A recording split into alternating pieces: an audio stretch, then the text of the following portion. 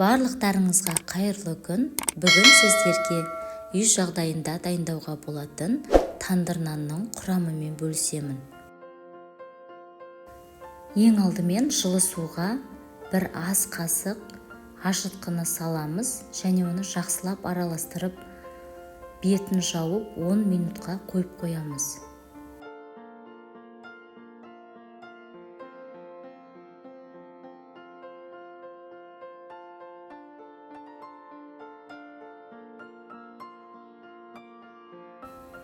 Ашытқы дайын болған кезде беті осылай көпіршіктеніп тұрады.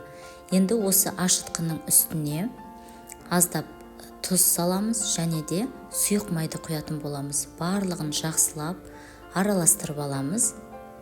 Және де алдын ала дайындап алған ұнға жаңағы сұйықтықты құйып, жұмсақ қамыр илейміз.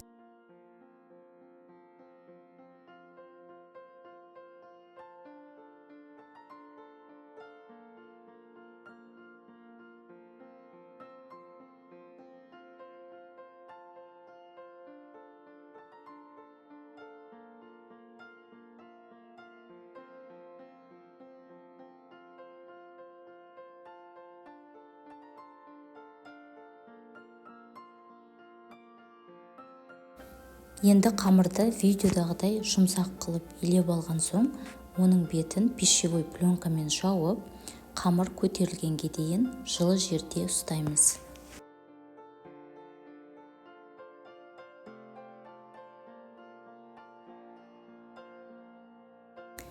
Егер қамыр жабыспақ болса, қолды майлап немесе сулап аламыз.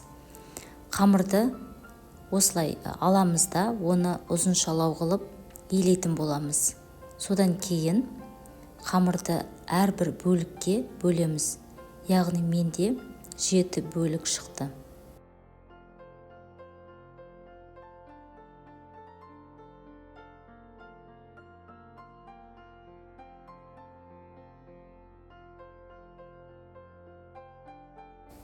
Келесі бөлшектерді дөңгелетіп аламыз және де оларды тандыр нанның формасына келтіре отырып, ортаңғы жағын осы бас бармағымызбен басамыз.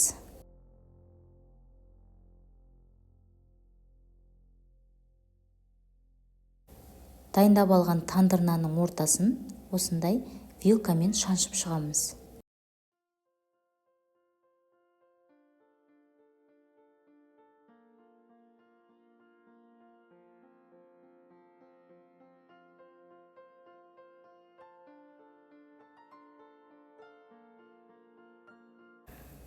Келесі достар, тандыр нанның бетіне жұмыртқаның сарысын жағатын боламыз.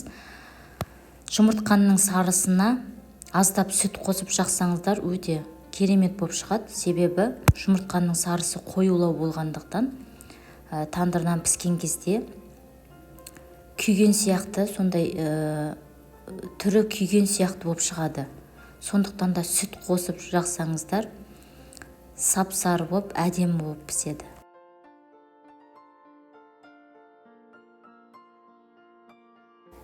Енді 180 градуста алдын ала қызып тұрған пешке 20-25 минуттай пісіріп аламыз.